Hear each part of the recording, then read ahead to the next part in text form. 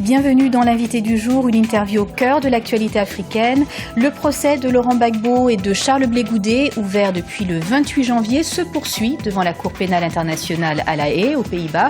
Et dans le cadre de ce procès, des membres du COJEP, le parti de Charles Blé Goudé, sont à Paris pour des missions diplomatiques et médiatiques. Et avec nous, sur ce plateau, nous recevons le docteur Hyacinthe Nobou, premier secrétaire national du COJEP.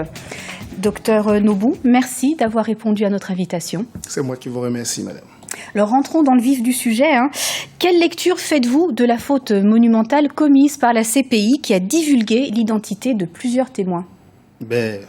D'emblée, je voudrais dire pour le tribunal des tribunaux du monde, faire une telle boude, cela montre du peu de sérieux que la CPI accorde à cette affaire. Et pourtant, c'est la vie des hommes. Et nous pensons que cela note de ce que toute la démarche de la CPI doit avoir des difficultés qu'il faut rectifier. Alors parmi l'identité des témoins qui ont été dévoilés, il y a bien sûr celle de Philippe Mangou, qui est l'ancien chef d'état-major général des armées de la Côte d'Ivoire. Comment sa participation à ce procès vous surprend? Elle peut me surprendre, tout comme ne pas me surprendre. Parce que le général Philippe Mangou était le chef d'état-major du président Laurent Gbagbo. Du coup, il devra répondre, puisque c'est lui qui dirigeait les opérations militaires, à mon sens. Donc vous ne vous y attendiez pas? Je n'y attendais pas qu'il soit témoin, disons, à charge. Parce que pour moi, il devrait être co-accusé, l'un des accusés. Et qu'est-ce qui aurait pu motiver, selon vous, ce témoignage? Il est ambassadeur de la République de Côte d'Ivoire au Gabon. Donc, pour vous, ce procès, il est plus politique qu'autre chose? Nous l'avons entendu. Si nous jugeons les faits juridiquement, une mort équivalente à une autre mort, nous avons vu effectivement beaucoup de morts en Côte d'Ivoire. Mais là, nous avons entendu Madame le procureur dire qui a gagné les élections, qui n'a pas voulu céder le pouvoir. Cela démontre que nous sommes en train de faire un procès politique et non juridique. Excusez-moi, mais en même temps, Madame la procureure avait dit que ce procès ne doit pas être basé sur qui a gagné ou a perdu les élections. Est-ce qu'il n'y a pas un contresens? Mais c'est elle-même qui le fait. Elle dit, vous avez perdu le pouvoir et vous avez voulu vous agripper. Mais il fallait parler des morts. Qu'est-ce qui s'est passé? Comment sommes-nous arrivés à ces morts? Qui a fait quoi? Qui a tué qui? C'est de ça qu'il était question.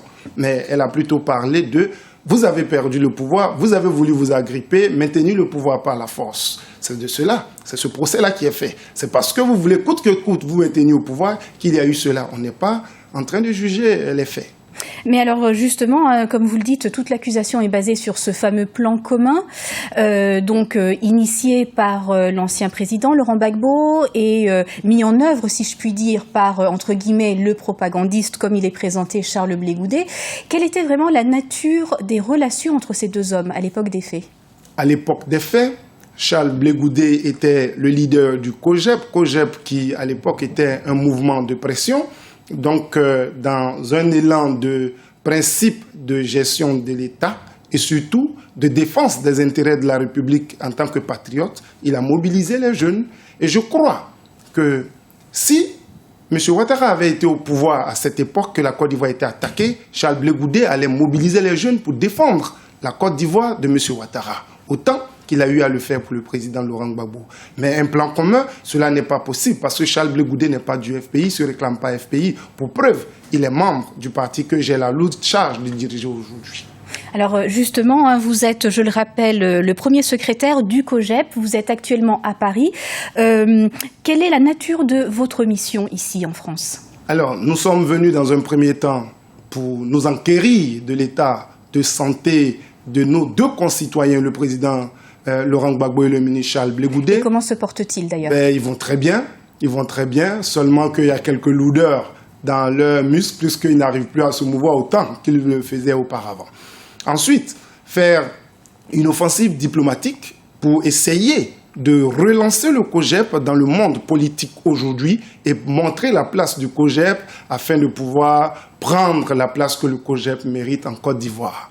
Et enfin, nous allons procéder demain à l'investiture de notre représentation France. Alors le COJEP est depuis peu un parti politique à part entière. Quelles sont ses ambitions sur donc la plateforme de la politique en Côte d'Ivoire et son programme? Premièrement, les ambitions du COJEP, naturellement, c'est de prendre le pouvoir d'État à long terme, mais à le prendre par les urnes. Qu'est-ce que le COJEP peut apporter aux Ivoiriens? Ce que le COJEP peut apporter, c'est que le COJEP peut réconcilier les Ivoiriens. C'est un élément très fort. Charles Blé Goudé a sillonné toute la Côte d'Ivoire.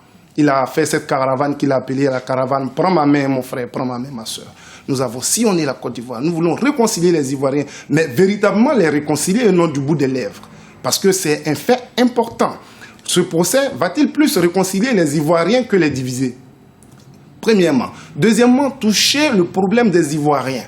Aujourd'hui, tous les Ivoiriens n'arrivent pas à prendre 2 repas. C'est difficile. Le climat social est tendu.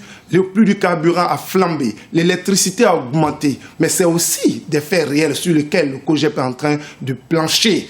Et en réalité, aujourd'hui, le découpage électoral gêne, mais personne ne parle, comme si nous avons un voile sur le visage. Et nous sommes tous en train de nous dire qui est président, qui ne doit pas être président, et c'est exprès.